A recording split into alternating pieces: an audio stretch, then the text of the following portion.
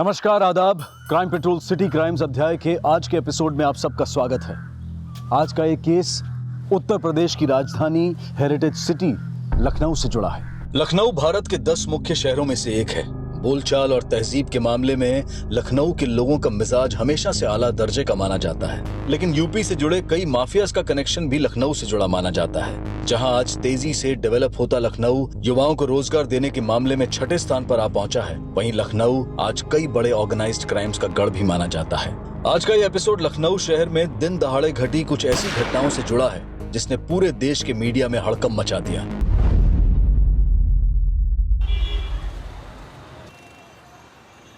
I know तुम्हें यकीन नहीं हो रहा है, लेकिन यही सच है। क्यों जलन हो रही है? अच्छा listen, I will call you back. Disha का फोन आ रहा है। अरे दिशा मेरी फियांस है। बाय। हाय। इतनी देर से किसके साथ फोन पे लगे हुए थे? वो मैं अपनी एक्स गर्लफ्रेंड से बात कर रहा था। क्या हुआ, चुप क्यों हो गई? अरे बाबा चिल, अपनी शादी पर इनवाइट करा था उसे। मुझे तो लगता है तुम्हारी पूरी बारात तुम्हारी एक्स गर्लफ्रेंड से भरी होगी। अच्छा, समझ जेलस हाँ? अच्छा ये सब छोड़ो और तुम संडे को फ्री रहना, हमें शादी की शॉपिंग पे जाना है। और हाँ, शादी के बाद no more night duties, okay? आपका हुक्म सर आंखों पर। Okay bye, love you. Love you too, bye.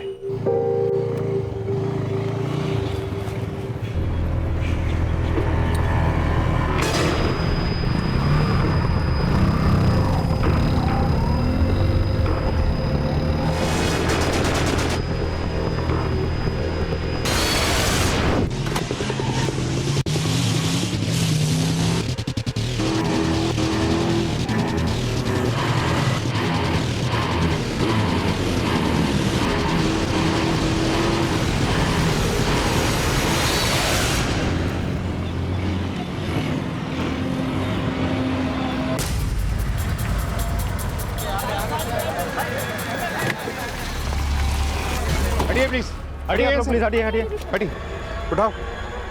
Sir driving licence में नाम रमन सिन्हा लिखा है। सुनीता, इस एड्रेस पे जाओ और इसकी फैमिली को इन्फॉर्म करो। सर हटो हटो। आप में से किसी ने देखा कि इस पे गोली किसने चलाई? सर मेरी गाड़ी रिवर्स हो रही थी, 2 लड़के इसे चेज करते हुए आए। इन्होंने इस लड़के को धक्के मारा और गोली चला दी।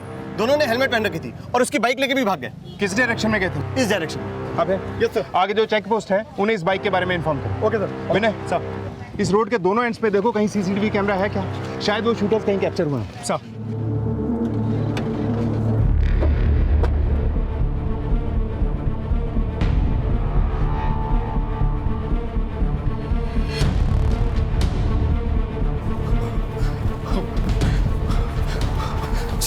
सर मैं रमन का फादर हूँ। रमन कैसा है? आई एम सॉरी सर, यहाँ लाने से पहले ही वो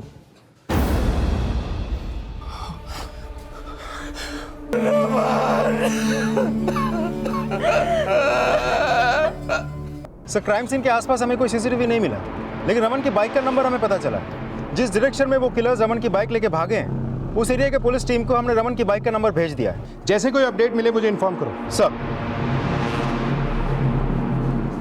सिन्हा जी, मैं समझ सकता हूँ इस वक्त आप बहुत बुरे समय से गुजर रहे हैं, लेकिन इससे पहले कि आपके बेटे के कातिल अंडरग्राउंड हो जाएं, मेरा आपसे बात करना बहुत ज़रूरी है। क्या आपको किसी पे शक है जिसने आपके बेटे का कत्ल करवाया या किया? उसका कोई दोस्त या कोई दुश्मन? सर मेरे बेटे की किसी से क्या दुश्मनी हो सकती थी? वो तो बहुत ही खुशमिजाज नेचर का लड़का था। मेरी बीवी के गुजर जाने के बाद मेरा एकमात्र सहारा वही था। अगले महीने उसकी शादी होने वाली थी सर, दिशा से। बहुत खुश था सर वो। जिस किसी ने भी उसके साथ ये किया है उसको छोड़िएगा मत सर, उसे फांसी होनी चाहिए, फांसी। जी हम पता लगाते हैं कि रमन का मर्डर किसने किया है, लेकिन क्या आप हमें बता सकते हैं कि रमन आज सुबह कहाँ के लिए निकला था? सर वो ब्लू सीजन्स होटल में लॉबी मैनेजर था। कल रात उसकी नाइट ड्यूटी थी। मुझे लगा रोज की तरह काम खत्म करके घर लौट आएगा, लेकिन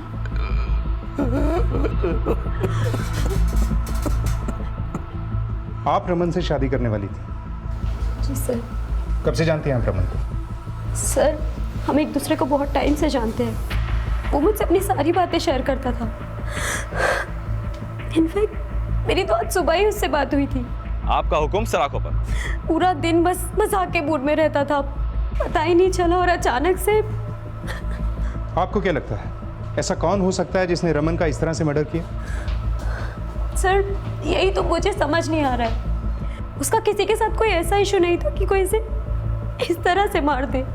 सिन्हा जी, पिछले दिनों में रमन ने कोई ऐसी बात की थी जिसका कनेक्शन उसके मर्डर के साथ हो सकता है? नहीं सर, उसने ऐसा तो मुझसे कुछ भी शेयर नहीं किया। Sunita, Raman Sinha blue seasons hotel में लॉबी मैनेजर था। उसके होटल में पूछताछ करो और उसके कॉल रिकॉर्ड्स भी निकलवाओ, शायद किलर्स की कोई लीड मिले। Okay sir. रमन के पिता नीरज सिन्हा और रमन की मंगेतर दिशा से पुलिस को ऐसा कोई क्लू नहीं मिला जिससे यह पता चल सके कि रमन की हत्या के पीछे किसका हाथ है और क्या मकसद हो सकता है। पर रमन को मारने वाले शूटर्स क्या कॉन्ट्रैक्ट किलर्स थे या फिर रमन के ऐसे दुश्मन जिन्हें रमन जानता था? पुलिस उन शूटर्स की लीड ढूंढने के लिए उस होटल में भी पूछताछ कर रही थी जहां रमन सिन्हा लॉबी मैनेजर था, और जल्द ही रमन के कॉल रिकॉर्ड्स भी सामने आए। सर, रमन का कॉल रिकॉर्ड। उसके नंबर पे लास्ट कॉल दिशा अवस्थी नहीं की थी। इतनी देर से किसके साथ फोन पे लगे हुए थे? दिशा ने बताया था कि रमन से उसकी बातचीत शादी की शॉपिंग को लेकर हुई थी। दिशा का बैकग्राउंड चेक करो, देखो कि वो इस शादी से खुश थी या कहानी कुछ और है। और विनय, ऐसा भी तो हो सकता है दिशा या रमन दोनों की लाइफ में कोई ऐसा हो जो इस शादी से नाखुश हो। सर, दिशा को फोन करने से पहले रमन ने किसी श्रुति खन्ना नाम की लड़की से भी फोन पे बात की थी। क्यों? जलन हो रही है?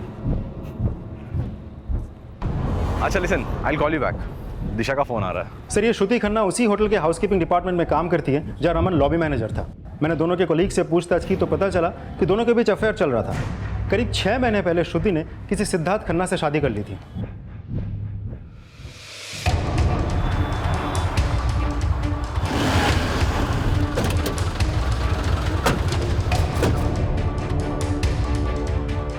श्रुति खन्ना यहीं काम करती है? सर, यस सर, मैं ही श्रुति हूँ। रमन के मर्डर से पहले आपकी उससे फोन पे बात हुई थी? हाँ सर, वो मुझे शादी के लिए इनवाइट कर रहा था। रमन तो आपके साथ यहीं काम करता था, फिर वो आपको फोन पे इनवाइट क्यों कर रहा था? वो मुझे शादी में आने के लिए कन्विंस कर रहा था। क्यों? आपने शादी में आने से इनकार कर दिया था? नहीं सर, मैं तो उसकी शादी अटेंड करने वाली थी। लेकिन अब तो उसकी शादी कभी नहीं हुई। और हाँ, हमें पता चला है कि आपका और रमन का भी अफेयर था, लेकिन आपने कहीं और शादी कर ली और अब रमन कहीं और शादी करने वाला था। हाँ सर, हमारा अफेयर था, पर हम कभी भी शादी नहीं करना चाहते थे। We felt we were better off as friends. क्या तुम्हारे हस्बैंड रमन को जानता था? I mean, was he comfortable with all this? जी सर, मेरे हस्बैंड सिद्धार्थ और रमन भी बहुत अच्छे दोस्त थे। कितने साल से जानती हो आप रमन को? करीब 2 साल से, जब मैंने ये होटल ज्वाइन किया था। So guys, Shruti is now part of our team. Everybody, give her a warm welcome. Sir, वो खुश रहने वाला बहुत ही जिंदा दिल इंसान था। यहाँ सब उसके बिहेवियर से बहुत खुश थे। हमने उसके कॉल रिकॉर्ड चेक किए, आपके अलावा भी बहुत सारी लड़कियों के साथ बातचीत करता था वो। Yes sir, but he was a nice guy. Shruti Khanna और उसके हस्बैंड के कॉल रिकॉर्ड और एक्टिविटीज़ को चेक करो, और रमन के कॉल रिकॉर्ड के साथ साथ उसके सोशल मीडिया अकाउंट में जितने भी कॉन्टैक्ट्स हैं सबकी लिस्ट बनाओ। हो सकता है रमन के मर्डर में उसकी किसी एक्स गर्लफ्रेंड का हाथ हो जिसे उसकी शादी की न्यूज़ मिली, या कोई ऐसा लड़का जो उसकी किसी पुरानी गर्लफ्रेंड के साथ कनेक्शन में था और किसी जेलसी की वजह से उसने रमन का मर्डर कर दिया। रमन सिन्हा के मर्डर में रमन और दिशा के रिश्ते, श्रुति के साथ एक्स्ट्रा मैरिटल अफेयर और रमन से जुड़ी किसी रंजिश का भी पता लगाया जा रहा था। रमन के मर्डर को 1 हफ्ता गुजर चुका था, लेकिन पुलिस को अभी तक कोई स्ट्रॉन्ग लीड नहीं मिली थी जो कि रमन को खो चुके उसके पिता की बेचैनी को बढ़ा रही थी। मेरे बेटे का मर्डर हुए हफ्ता भर हो गया है, लेकिन आप लोग अभी तक ये पता नहीं लगा पाए कि उसे किसने मारा है। सिन्हा जी, हम अपनी तरफ से पूरी कोशिश कर रहे हैं। अरे क्या खाक कोशिश कर रहे हैं? मुझे मालूम है कि मेरे बेटे की मौत के पीछे किसी मोटी आसामी का हाथ है और आप लोग उसे बचा रहे हैं, पर मैं चुप रहने वाला नहीं हूं। मैं धरने पर बैठूंगा, सीएम से आप सबकी शिकायत करूंगा। रमन के पिता नीरज सिन्हा पुलिस की भूमिका पर सवाल उठा रहे थे, जिसके बाद मीडिया भी लखनऊ के लॉ एंड ऑर्डर पर सवाल करने लगी। रमन सिन्हा जैसे आम आदमी को दिन दहाड़े गोली मार दी जाती है और हमारी पुलिस कुछ नहीं कर पाती। क्या रमन सिन्हा जैसे कई और मारे जाएंगे तब पुलिस को होश आएगा? देखते ही देखते ये केस इतना बड़ा हो गया कि जगह जगह रमन के लिए कैंडल मार्च निकाले जाने लगे और सोशल मीडिया के जरिए भी इंसाफ की मांग की जाने लगी और ये आवाज राजनीतिक गलियारों में भी गूंजने लगी और पुलिस पर दबाव बढ़ने लगा। We are trying our best sir. Okay sir. मैंने रमन की मंगेतर दिशा के कॉल रिकॉर्ड्स और एक्टिविटीज पता की, लेकिन ऐसा लगता नहीं कि रमन के साथ शादी तय होने की वजह से वो नाखुश थी। लेकिन रमन का रिलेशन तो बहुत सारी लड़कियों के साथ था। हो सकता है इनमें से किसी रिलेशन की कॉम्प्लिकेशन की वजह से रमन का मर्डर हुआ। वो लड़की श्रुति जो उसके साथ होटल में काम करती थी, उसके एंगल से कुछ पता चला? नहीं सर, श्रुति के बारे में हमें कुछ भी सस्पिशियस पता नहीं चला और सिर्फ श्रुति ही नहीं, किसी और लड़की के बारे में भी कुछ भी सस्पिशियस पता नहीं चला हमें। मीडिया ने इस केस को बहुत बड़ा बना दिया है, इसलिए हमें भी अपनी इन्वेस्टिगेशन का दायरा बढ़ाना होगा। जनता और मीडिया को यह भरोसा दिलाना होगा कि हम अपना काम पूरी शिद्दत और ईमानदारी के साथ करते हैं। और हाँ, इस केस के जितने भी सस्पेक्ट हैं, हम किसी को भी नजरअंदाज नहीं करेंगे। Is that clear? Sir Raman के फादर आए हैं, आपसे मिलना चाहते हैं। बोलो। Okay sir. मुझे नहीं पता आप लोग किस तरह काम कर रहे हैं, लेकिन मिस्टर सिन्हा, हम पे भरोसा रखिए। अरे कैसे भरोसा रखें? पहले वो मेरे बेटे का मर्डर कर देता है, उसके बाद खुलेआम मुझे धमकी देता है। धमकी? किसने धमकी दी आपको?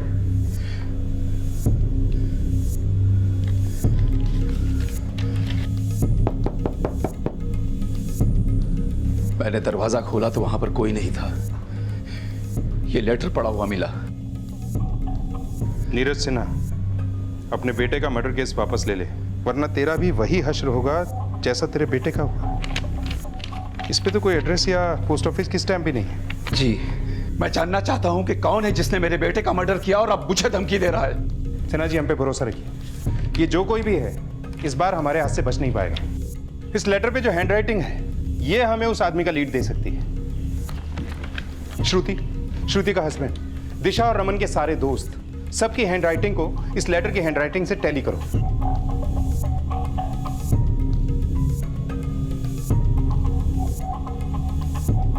सर, रमन से जुड़े हर एक को खंगाला, उनकी हैंडराइटिंग के साथ लेटर की हैंडराइटिंग को टैली भी किया।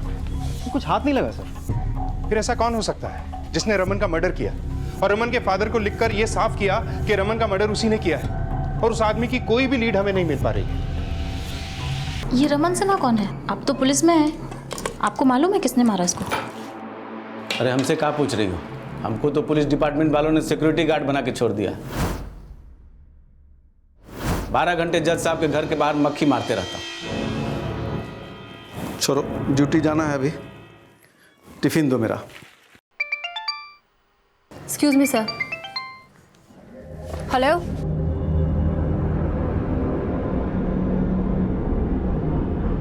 ठीक है, मैं आती हूँ।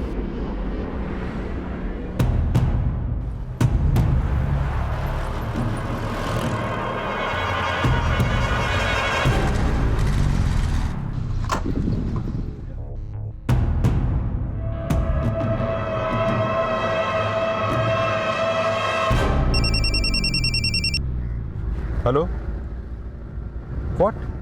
उन्नाव में किस जगह? हरीश, यू टर्न लो, हमें उन्नाव जाना है।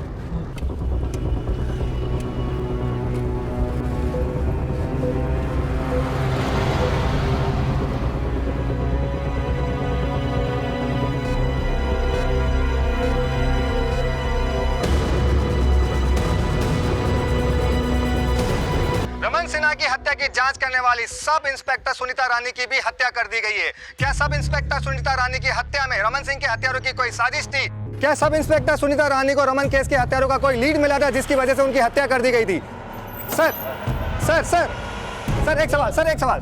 क्या सर सुनीता रानी की हत्या रमन केस के हत्यारों ने की थी? देखिए, फिलहाल हम कुछ नहीं कह सकते, हम हर एंगल से जांच करेंगे। पहले रमन सिन्हा की दिन दहाड़े हत्या और अब रमन सिन्हा मर्डर केस की इन्वेस्टिगेशन टीम की लेडी सब इंस्पेक्टर सुनीता रानी का मर्डर। लेकिन सब इंस्पेक्टर सुनीता रानी की हत्या क्या रमन सिन्हा के कातिलों द्वारा पुलिस को दी गई कोई चेतावनी थी या फिर इसके पीछे कोई और ही बड़ा मकसद था? पुलिस इन सवालों का जवाब पता लगा ही रही थी कि इसी बीच पुरानी दिल्ली में एक ऐसा धमाका हुआ जिसमें एक बड़ा नरसंहार हुआ। बॉम्ब विस्फोट की इस घटना के बाद आईडी यानी कि इन्वेस्टिगेशन डिपार्टमेंट के ऑफिसर सरफराज अली को इस विस्फोट की जांच सौंपी गई। सरफराज अली अब एक ऐसे मिशन में उतरने वाले थे जिसमें आगे चलकर कई और चौंका देने वाले अपराधों का खुलासा होने वाला था। इस ब्लास्ट में 26 लोगों की जानें गई हैं और 267 लोग घायल हुए हैं। इस ब्लास्ट से जुड़ी सारी टेक्निकल डिटेल्स इस फाइल में मौजूद हैं। And I know that you are one of the best officers that we have, and I want you to crack this blast case as soon as possible. I will do my best, sir. जिन लोगों ने ये blast किए और करवाए हैं, वो बहुत जल्द हमारी गिरफ्त में होंगे। I wish you luck. All the best. Sunita के मर्डर के एक दिन पहले उसे उन्नाव के एक पीसीओ से एक के बाद एक 2 कॉल आए थे। तुम जानते हो कि सुनीता को ये 2 कॉल किसने किए थे? हाँ सर, मैंने सुनीता मैडम को फ़ोन पे बात करते हुए सुना था। मुझे लगता है कॉल पे उन्हें कोई धमकियां दे रहा था। सर, इससे पहले कि सुनीता मैडम मुझे कुछ बताती, उन्हें दोबारा कॉल आया। इस बार फ़ोन पे उन्होंने कहा कि मैं आ रही हूँ और फिर वो चली गई। तुम्हें कुछ बताया सुनीता ने कि वो कहाँ जा रही है? नहीं सर, वो मुझे अपने साथ नहीं लेकर गई। वो बोल रही थी कि अबे तुम यही रुको, मैं अकेले निपटा के आती हूँ। और सुनीता ने मुझे भी रमन सिन्हा केस से रिलेटेड कोई अपडेट नहीं दी थी। क्या सुनीता वाकई रमन के केस से जुड़ा कोई राज जानती थी? अगर हाँ, तो ये थ्रेट कॉल उसी की वजह से आया।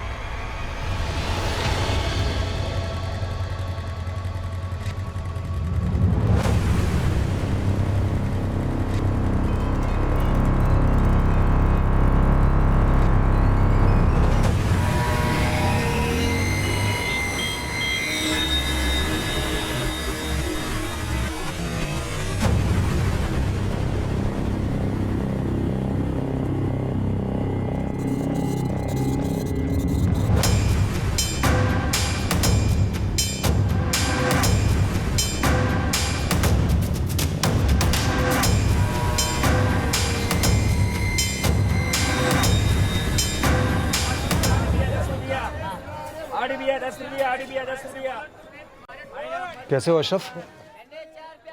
अस्सलाम वालेकुम भाईजान। वालेकुम अस्सलाम। बहुत दिनों बाद याद किया भाईजान। अरे इस बार तो सिर्फ याद ही नहीं किया है जनाब, तुम्हारा दीदार करने भी चले गए।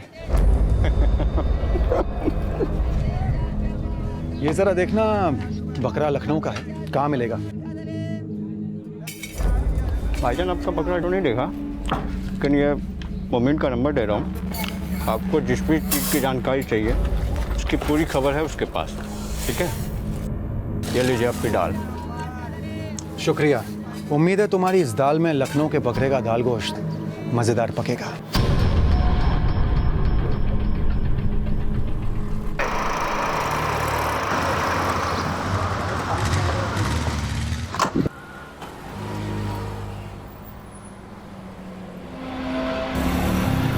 सब इंस्पेक्टर सुनीता रानी के बाद ये दूसरे पुलिसकर्मी के ऊपर जानलेवा हमला लखनऊ में किया गया है। सब इंस्पेक्टर सुनीता रानी Raman Sinha murder case investigation पे काम कर रही थी, लेकिन नवीन कुमार के ऊपर हुए जानलेवा हमले का क्या राज है? उनकी जान तो बच गई, लेकिन वो अभी कोमा में है। सर, फारिसगंज इलाके में कांस्टेबल नवीन कुमार के ऊपर अटेम्प्ट टू मर्डर केस को हैंडल कर रही पुलिस टीम से मेरी बात हुई। आई विटनेस का कहना है कि गोली चलाने वाले 2 लोग बाइक पे आए और दोनों के दोनों हेलमेट पहने हुए थे। सर, बिल्कुल इसी तरह के शूटर्स ने रमन सिन्हा पे भी गोलियां चलाई थी। सर, कहीं दोनों केसेस में किलर सेम तो नहीं है? लेकिन कांस्टेबल नवीन और रमन सिन्हा के बीच में कोई कनेक्शन हमें तो मिला नहीं। अगर इन दोनों के हमलावर यही 2 लोग हैं, तो सुनीता को किसने मारा है? क्योंकि सुनीता को तो गला घोट कर मारा गया था। सर, इन तीनों केसेस का आपस में कोई कनेक्शन हो या ना हो, लेकिन एसआई अभय की बातों से लगता है कि सुनीता को शायद रमन सिन्हा मर्डर केस के बारे में कोई तो जानकारी थी और इसीलिए उसे थ्रेट कॉल मिली थी। फारिसगंज पुलिस को रमन सिन्हा और सुनीता मर्डर केस की डिटेल्स भेजो। हो सकता है जो डॉट हम नहीं जोड़ पाए, कांस्टेबल नवीन के अटेम्प्ट टू मर्डर के बाद वो डॉट जुड़ जाए। और हाँ, सुनीता के कॉल रिकॉर्ड्स को अच्छे से चेक करो, देखो कि आखिरी दिनों में वो किसके साथ टच में थी, शायद कोई लीड मिले। सर,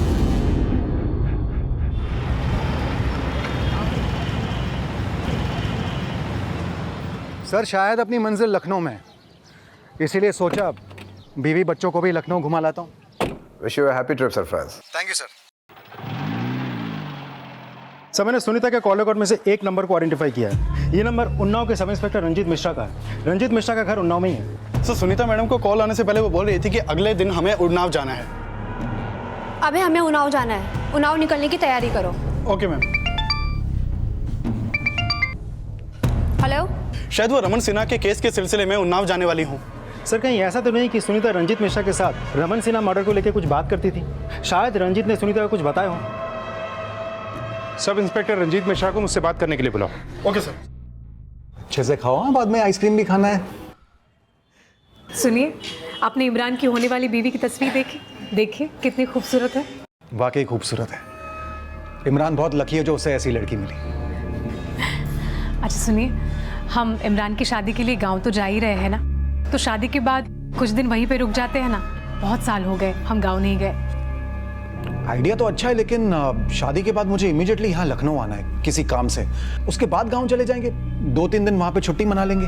आप तो जब देखो तब काम काम ही करते रहते हो। यहाँ पर भी आए तो यहाँ पर भी काम ही है।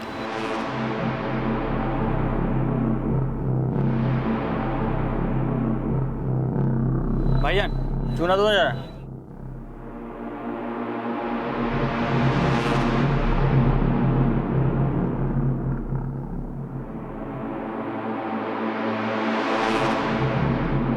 तुम लोग खाओ, मैं 2 मिनट में आता हूँ। अरे कहाँ जा रहे हैं? अभी आए। सुन, अभी आए।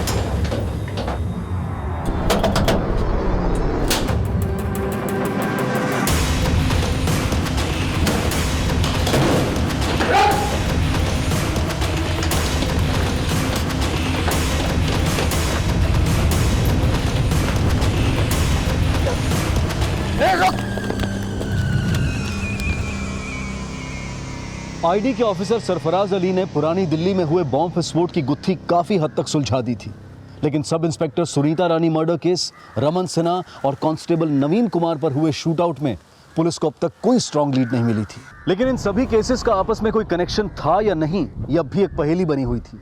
और अब सब इंस्पेक्टर सुनीता रानी के कॉल रिकॉर्ड्स के बेसिस पर लखनऊ पुलिस ने उन्नाव पुलिस के सब इंस्पेक्टर रंजीत सिंह को पूछताछ के लिए बुलाया। रंजीत, तुम लगातार सुनीता के टच में थे। क्या रमन सिन्हा केस के बारे में सुनीता ने कभी तुमसे कुछ बताया था?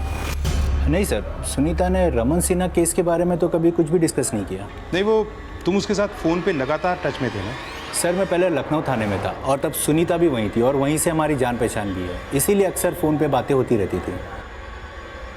सुनीता के मर्डर के एक दिन पहले उन्नाव के एक पीसीओ से 2 बार सुनीता को थ्रेट कॉल आई थी। अब तुम इतने टाइम से सुनीता को जानते हो, क्या सुनीता ने इन कॉल्स के बारे में तुमसे कुछ डिस्कस किया?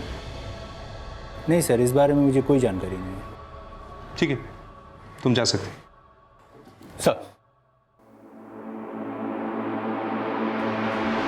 विनय सर, इस रंजीत के कॉल रिकॉर्ड्स और एक्टिविटीज चेक करो। ये जरूर झूठ बोल रहा है। हो सकता है यह रमन सिन्हा केस के बारे में भी कुछ जानता है, लेकिन सुनीता के मौत के बाद डर से या किसी और वजह से छुपा रहा है। सर।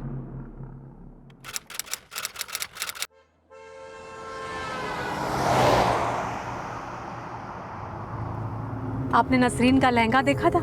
कितना खूबसूरत था ना, पूरे 50,000 का था।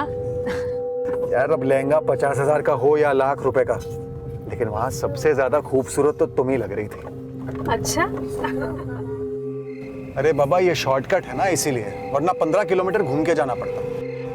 बीच रास्ते में किसने पत्थर लगाया? देख। अब आईडी के होनहार इन्वेस्टिगेटिव ऑफिसर सरफराज अली को दिन दहाड़े उनकी पत्नी समेत गोलियों से भून दिया गया, लेकिन उनको मारने आए शूटर्स का रमन सिन्हा और कांस्टेबल नवीन कुमार पर हुए हमले से क्या कोई कनेक्शन था? और सब इंस्पेक्टर सुनीता रानी क्या राज जानती थी? अब सरफराज अली की हत्या के बाद आईडी तुरंत हरकत में आ गई और आईडी ऑफिसर निशान झा को इस केस की अगुवाई सौंपी गई।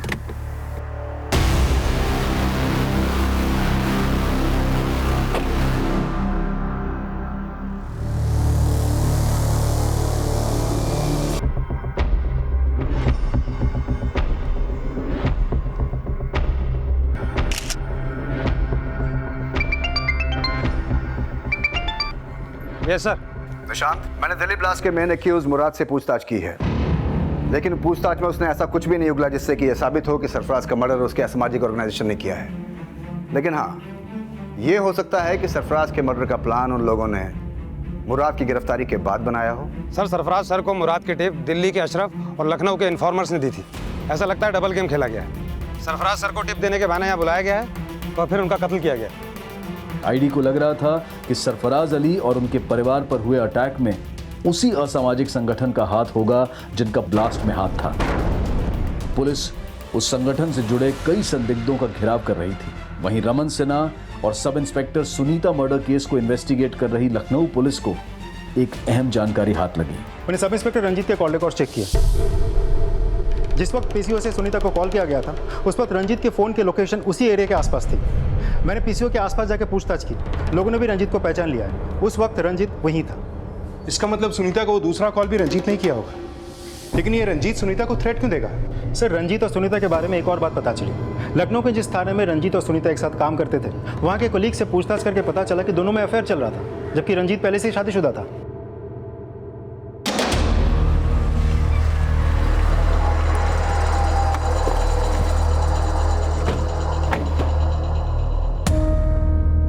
सरफराज आपके बेटे की शादी अटेंड करने आए थे, पर रात को रुके नहीं। क्यों? साहब, हमने उनको रोकने की बड़ी कोशिश की, पर वो हमारी बात को माने नहीं और तुरंत लखनऊ निकल लिए।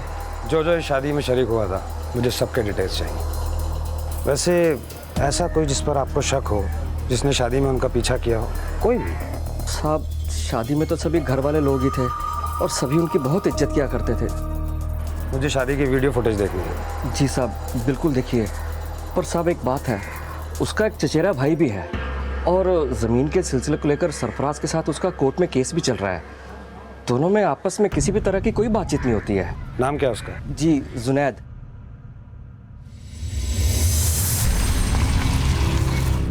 हमारा नाम ही जुनैद है सर। आप लोग बेकार ही हम पर शक कर रहे हैं सर। माना कि सरफराज भाई के साथ हमारा ज़मीन को लेकर झगड़ा चल रहा था, लेकिन सर यकीन मानिए हम उन्हें मारने के बारे में सोच भी नहीं सकते थे। वो इतने पावरफुल आदमी थे कि उनको मारने के बारे में सोचकर ही हम डर जाए सर। तू डरपोक है या बेखौफ, ये तो मुझे पता चल ही जाएगा जुनैद। वैसे तूने तो कुछ नहीं किया ना? देख, अगर कुछ किया है तो अभी बता दे, वरना बाद में बहुत तकलीफ होती है। आप अब बेकार में शक कर रहे हैं सर हम पर। हमने ऐसे कुछ भी नहीं किया।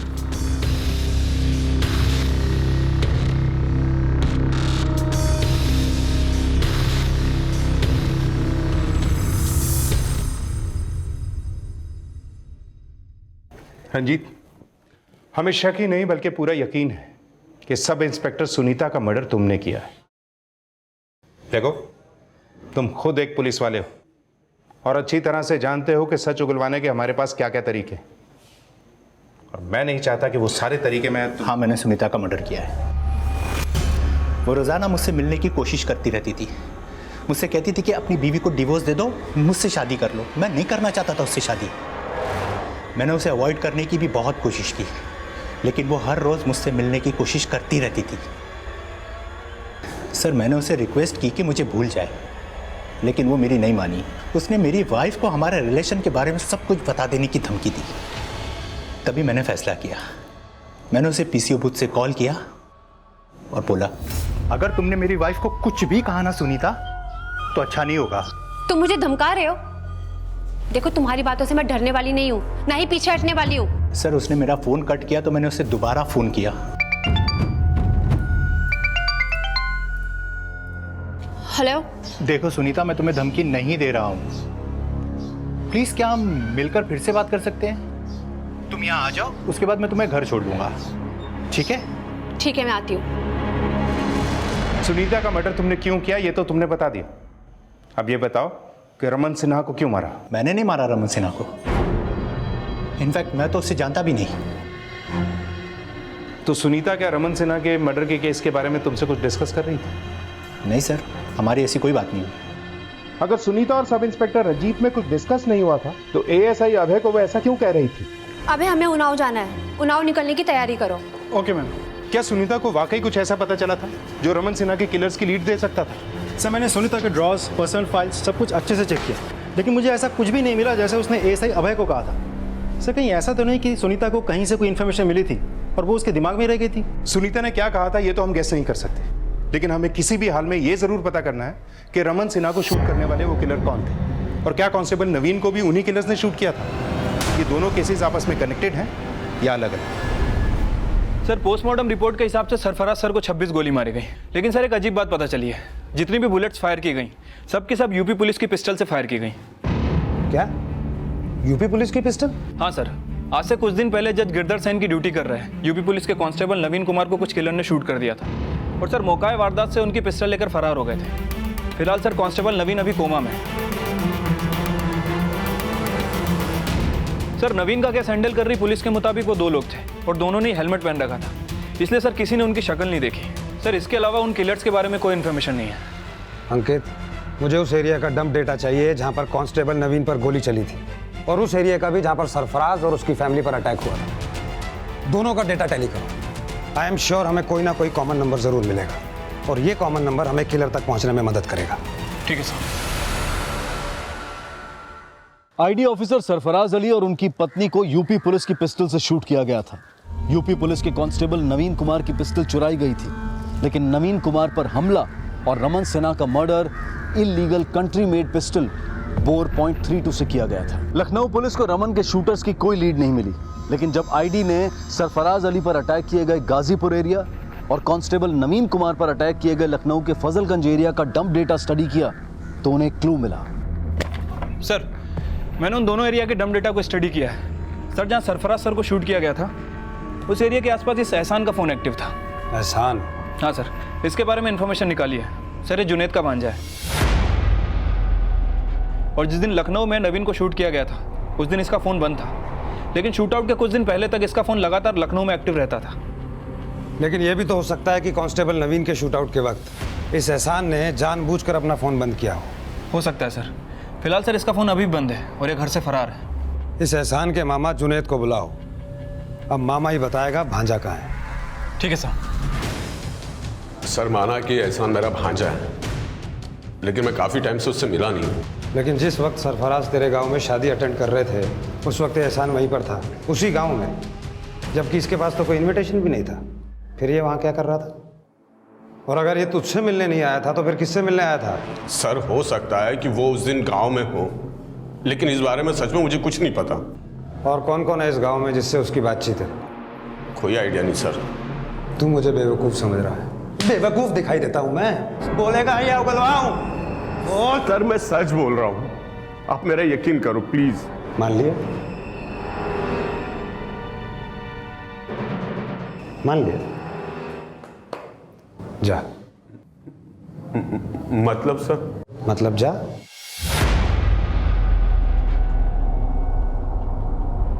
जा जा।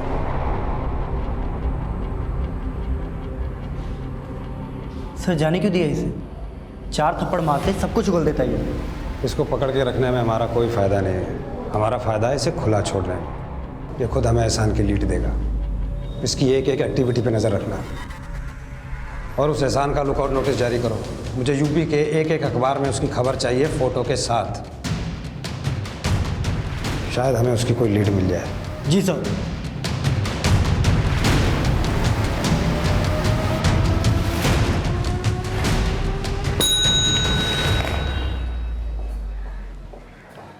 सर विनय, आईडी सरफराज और उनके फैमिली के मर्डर के जुर्म में इस एहसान नाम के लड़के को ढूंढ रही है। पता करो कि रमन सिन्हा और कांस्टेबल नवीन के मर्डर के साथ इसका कोई कनेक्शन है क्या? Okay sir.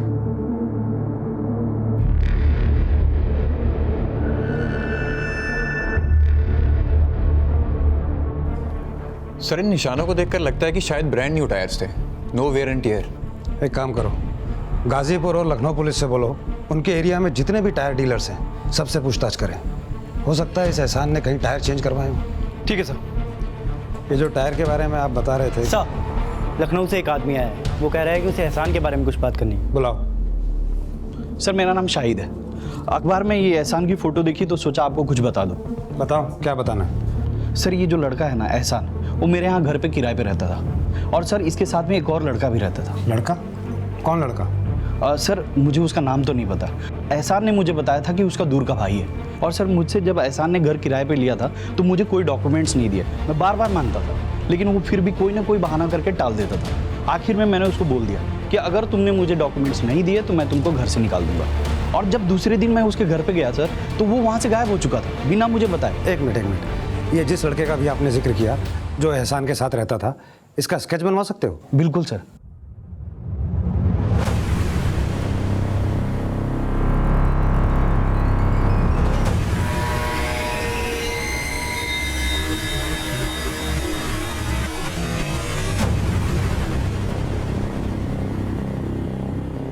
ये स्केच हर पुलिस स्टेशन में सर्कुलेट करो और पता करने की कोशिश करो कौन हो सकता है।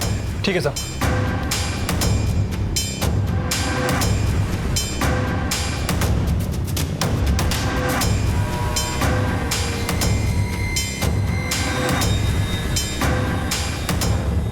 सर ये लड़का जो किराए के घर में एहसान के साथ रहता था सर, इसका नाम कौशर है, हिस्ट्री शीटर है सर।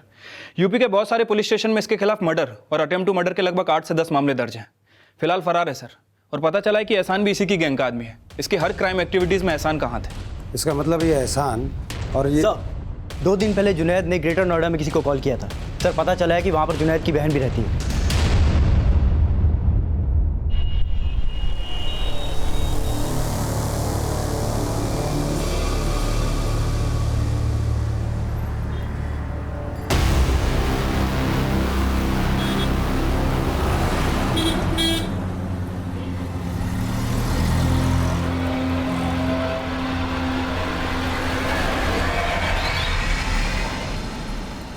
आजा। कौन है बे? तेरा बाप। हेलमेट उतार। उतार हेलमेट।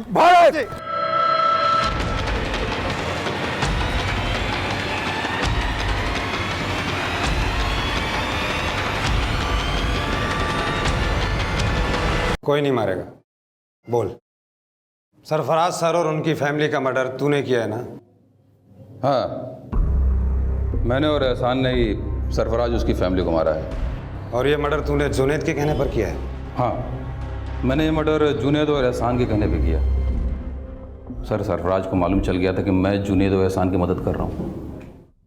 पहले मुझे पता नहीं था कि वो आईडी में है, इतना पावरफुल आदमी है। अब मुझे लगा कि वो अगर अपने पे आ गया तो मेरे सारे बुरे कारनामों की चिट्ठी खोल के रख देगा। तभी मैंने सोच लिया था कि उसको मारना है। ऊपर से एहसान और जुनैद भी चाहते थे कि मैं उसको मार दूँ। मैंने उसको दिल्ली में मारने की कोशिश की, फिर लखनऊ में मारने की कोशिश की। उसकी तकदीर अच्छी थी। फिर बाद में मुझे एहसान ने बताया कि वो गाजीपुर में एक शादी अटेंड करने वाला। फिर मैंने पीछा किया, मार दिया। तूने जिस पिस्तौल से गोली चलाई थी वो यूपी पुलिस के कांस्टेबल नवीन की ही थी ना? मुझे लगा सरफराज को मारने के लिए एक गन काफ़ी नहीं है।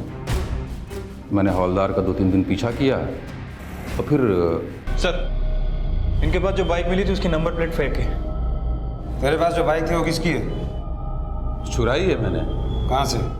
लखनऊ से। हमें सरफराज को मार के भागने के लिए एक लंबी बड़ी बाइक की ज़रूरत थी। मुझे 2 महीने पहले वो बाइक लड़के के पास दी।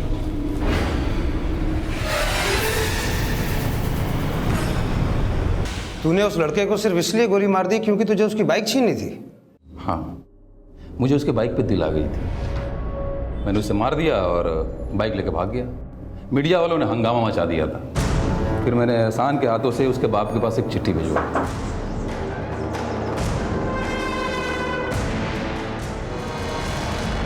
सर ये बाप बेटे दोनों एक जैसे हैं। मैंने लड़के को बोला था रुक जा रुक जा रुक जा, मुझे बाइक चाहिए थी। नहीं रुका, दिमाग खराब हुआ, मार दिया। दिमाग खराब हुआ, मार दिया। जब तक इसका दिमाग ठीक ना हो जाए मारते रहो इसे।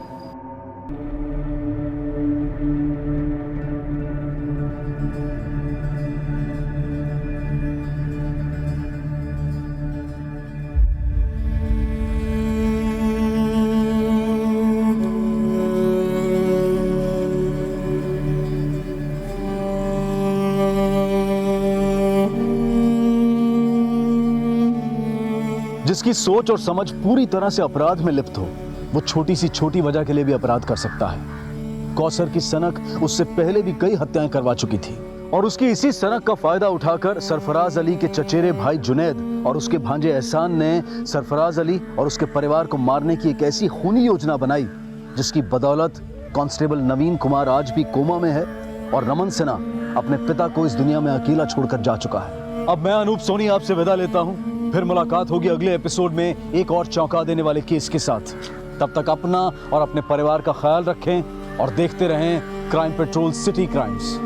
सबक एक को सीख हम सबको। जय हिंद।